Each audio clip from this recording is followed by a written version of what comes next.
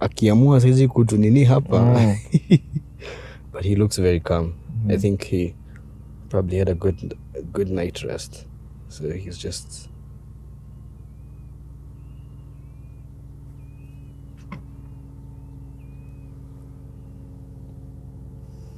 Yeah, so you're talking about Mombasa? Yeah, so I was talking about Mombasa.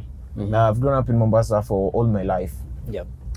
Actually, this month marked 1 year since I moved to Nairobi. On July 4th, marked 1 year since I moved to Nairobi. And doesn't mean like I've never been to Mombasa within this period of year, but I've stayed in Mombasa for over, like now it's over 24 years, or maybe 25 years.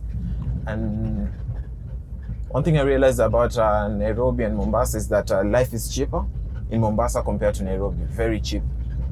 And in Mombasa, life is very slow and smooth compared to Nairobi. It was very challenging for me when I got here. People from the streets, people are walking really fast, and then you have to keep up with them. I remember when I got friends in Nairobi, and then they were taking me to stage from town all the way to like Archives or maybe Afya Center. It was really challenging for me because I had to keep up with them. They're walking very fast, and then I'm asking them, we're heading home, why are we walking so fast? And they were like, that's how people walk in Nairobi. If you walk slow, they're gonna steal from you, maybe they're gonna take your stuff. I was like, oh, okay. So I had to keep up with the pace. There was one point I actually even cried in Nairobi. Yeah, I cried because I was like, oh, I can't keep up with this. It's too fast. Yeah, I just had to like, that day it was really raining, and then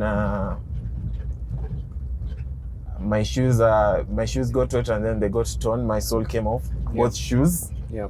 And then it was during that time. Okay, I came for that for attachment in Nairobi, and it was during that time COVID, and then you had to put on mask. And then on the same day when it was really raining, and then I was like, oh, let me take off my mask. This has been a bad day. Immediately I just put it up like this, cuffs on me. What? Yeah. You were arrested? Yeah, arrested. What? Imagine. For being rained on? Yeah, for being rained on, and then I just took off my mask. I just took it off. It was during the COVID era, yeah. Okay. So the mask mandate where you had to walk with your mask. Yeah. And then my shoes were all torn. It was really, I had a bad day. What? Very bad day. So after I had to talk to them, and then I gave them 500 shillings. So you had to bribe them? Yeah, I had to bribe them. Yeah. But you're not supposed to say that on camera, right? I mean, if that's what you did, that's what you did. Okay, so I just had to like talk my way out. Okay, and then these are gifts. Yeah. So I talked my way out, and then they let me off. So I had to like sit down somewhere, and then that was the only money I had. Oh God. Yeah, because I was not getting paid at that time, so I had to sit down. I didn't have fare to get home.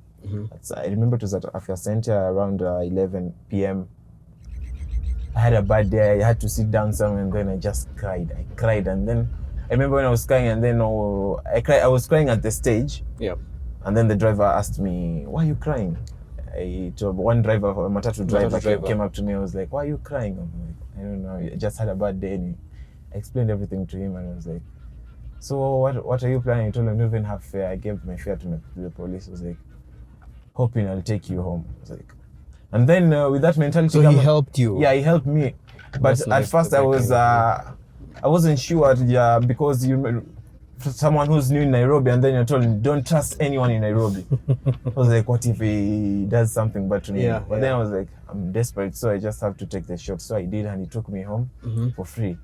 Yeah, I really think that was very kind of him. Yeah, it was very kind of him. So I've had bad experiences, but right now I'm used to it. So yeah, but with Nairobi, there's that feeling of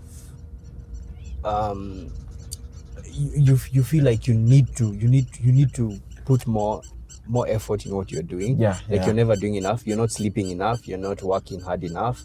You're not getting to places quick enough because of traffic. You're not eating enough. You're not having enough fun. So you're always feeling like there's a certain high you keep chasing. And it can be bad for you because if especially right now with the current state of the country, the economy, and the government systems not working for a lot of people. It can be very frustrating. In Nairobi, I feel like in Nairobi you need to have money for you to to move. And even every that money, day. And even that money is not enough. It's also not enough. You have to have money every day.